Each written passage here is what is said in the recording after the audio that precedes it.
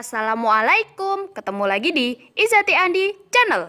Jangan lupa ya untuk klik tombol subscribe agar kami tambah semangat. Terima kasih.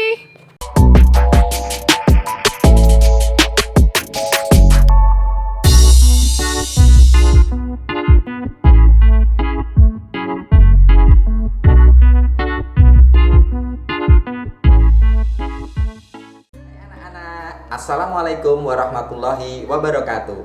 Sebelum kita belajar online, kita perkenalan dulu ya. Nama saya Andi Setio Wibowo, biasanya dipanggil Pak Andi. Walaupun kita belajar di rumah, kalian harus tetap semangat ya. Oke, selamat belajar. Baiklah anak-anak, di kelas 7 semester pertama nanti ada 5 bab. Yang pertama, objek IPA dan pengamatannya. Yang pertama, penyelidikan IPA.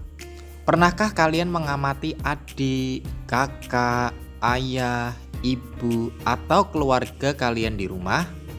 Coba kalian amati bentuk rambutnya. Mungkin ada yang lurus, keriting, ngombak. Kemudian coba amati warna kulitnya. Mungkin ada yang sawo matang, putih, tinggi badannya, kemudian bentuk hidungnya ada yang mancung, ada yang pesek, dan lain sebagainya. Semua kegiatan ini disebut penyelidikan IPA. Nah, penyelidikan IPA itu melibatkan sejumlah proses yang harus dikuasai. Antara lain yang pertama, melakukan pengamatan. Menggunakan panca indera termasuk melakukan pengukuran dengan alat ukur yang sesuai. Pengamatan yang dilakukan untuk mengumpulkan data dan informasi. Langkah yang kedua, membuat inferensi. Merumuskan penjelasan berdasarkan pengamatan. Penjelasan ini digunakan untuk menemukan pola-pola atau hubungan antar aspek yang diamati dan membuat perkiraan. Misal, dari gambar ini, mungkin siswa ini sedang mengamati tumbuhan, kemudian dia melakukan atau membuat inferensi. Salah satunya, kenapa tumbuhan itu daunnya berwarna hijau? Kemudian langkah yang ketiga adalah mengomunikasikan. Mengomunikasikan hasil penyelidikan baik lisan maupun tulisan. Hal yang dikomunikasikan termasuk data yang disajikan dalam bentuk tabel, grafik, bagan, dan gambar yang relevan. Untuk apa toh kita mempelajari IPA? Tentu ada manfaatnya. Nah, manfaat belajar IPA diantaranya adalah yang pertama, dapat meningkatkan kualitas hidup. Misalnya, apakah bunga yang ditanam akan tumbuh? Yang kedua, dapat memahami berbagai hal di sekitar kita. Misalnya, mengapa matahari itu bersinar? Yang ketiga, dapat membantu menyelesaikan masalah. Misalnya, bagaimana kita bisa mendapatkan air yang bersih yang berasal dari air yang keruh. Yang keempat, kita dapat berpikir logis dan sistematis. Misalnya, jika datanya seperti ini, apa kesimpulannya? Objek yang dipelajari dalam IPA meliputi benda yang ada di alam. Objek IPA sendiri dibedakan menjadi dua. Yang pertama, objek tersebut dapat berupa benda yang sangat kecil, misalnya bakteri, virus, atom, bahkan partikel dasar penyusun atom. Yang kedua, objek yang diamati bisa juga benda-benda yang berukuran sangat besar, misalnya lautan, bumi, matahari, ada ekosistem laut, hingga jagat raya. Selanjutnya, ada besaran dan satuan. Besaran adalah sesuatu yang dapat diukur dan dapat dinyatakan dengan angka atau nilai. Besaran dibedakan menjadi dua. Yang pertama, besaran pokok. Besaran pokok adalah besaran yang satuannya telah didefinisikan terlebih dahulu dan tidak dapat dijabarkan dari besaran lain. Di dalam fisika kita mengenal ada 7 besaran pokok, yaitu jiwa SMP. Ya, ini adalah sebuah singkatan untuk memudahkan kita menghafal 7 besaran pokok. J, jumlah zat, mempunyai satuan mol, alat ukurnya belum ada. I, intensitas cahaya, satuannya kandela, alat ukurnya luxmeter. W, waktu, satuannya sekon, alat ukurnya stopwatch. A, arus listrik, satuannya ampere, alat ukurnya ampermeter. S, suhu, satuannya Kelvin, alat ukurnya termometer. M, massa, satuannya kilogram, alat ukurnya neraca. P, panjang, satuannya meter, alat ukurnya mistar. Besaran yang kedua adalah besaran turunan. Adalah besaran yang satuannya diturunkan dari besaran pokok.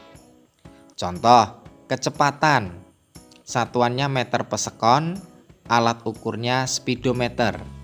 Gaya, satuannya newton, alat ukurnya dinamometer. Tekanan, satuannya newton per meter persegi, alat ukurnya barometer. Massa jenis, satuannya kilogram per meter kubik, alat ukurnya hidrometer. Tegangan listrik, satuannya volt, alat ukurnya voltmeter. Volume, satuannya meter kubik, alat ukurnya gelas ukur. Nah, di sini yang dimaksud diturunkan dari besaran pokok adalah sebagai berikut.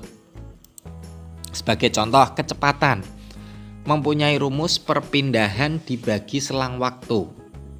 Perpindahan mempunyai satuan meter, selang waktu mempunyai satuan sekon.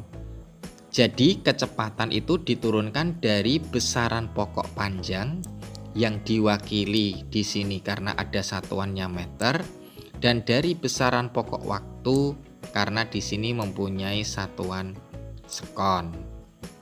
Contoh yang kedua, gaya. Gaya mempunyai rumus massa kali percepatan. Jadi gaya diturunkan dari besaran pokok massa karena di sini ada satuan kilogram.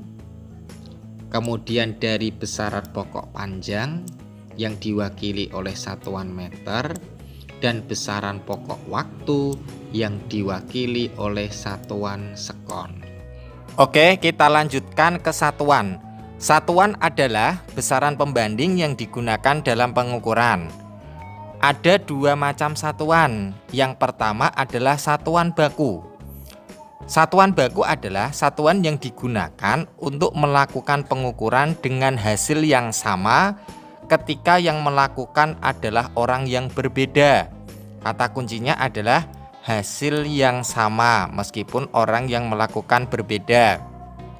Contoh satuan baku, meter, kilogram, menit, dan masih banyak lagi. Semisal Dika dan Rino melakukan pengukuran pada meja dengan alat ukur mistar. Ternyata hasil yang didapatkan adalah sama, yaitu 2 meter, meskipun orang yang melakukan pengukuran itu berbeda. Itulah yang dinamakan satuan baku. Yang kedua, satuan tidak baku adalah satuan yang digunakan untuk melakukan pengukuran dengan hasil yang tidak sama untuk orang yang berlainan. Contoh satuan tidak baku ada jengkal, depa, hasta, dan masih banyak lagi. Sebagai contohnya ini, ada 2 orang, misalnya Putri dan Yaya, melakukan pengukuran terhadap meja dengan alat ukur jengkal tangan. Ternyata hasil yang didapatkan kok berbeda ya. Nah, ternyata Putri mendapatkan hasil 13 jengkal dan Yaya mendapatkan hasil 15 jengkal. Itu adalah satuan tidak baku. Hasil pengukurannya berbeda, orang yang melakukannya juga berbeda. Sebagai contoh lagi, misal ada pernyataan seperti ini, panjang meja 7 jengkal. Panjang merupakan besaran, 7 adalah angka atau nilai, jengkal adalah satuan.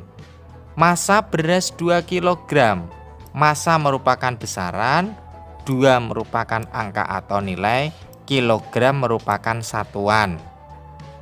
Dan sampai yang nomor 4 ya. Yang terakhir, ada syarat satuan yang baik. Ada 3. Yang pertama, selalu tetap. Artinya apa? Tidak mengalami perubahan karena pengaruh apapun, misalnya suhu, tekanan, dan kelembaban. Yang kedua, bersifat internasional. Artinya dapat dipakai di seluruh negara manapun.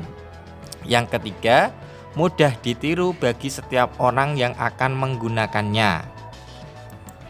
Cukup materi untuk pertemuan kali ini. Dipersiapkan untuk materi berikutnya, dibaca-baca dulu ya tentang alat ukur. Sekian, wassalamualaikum warahmatullahi wabarakatuh.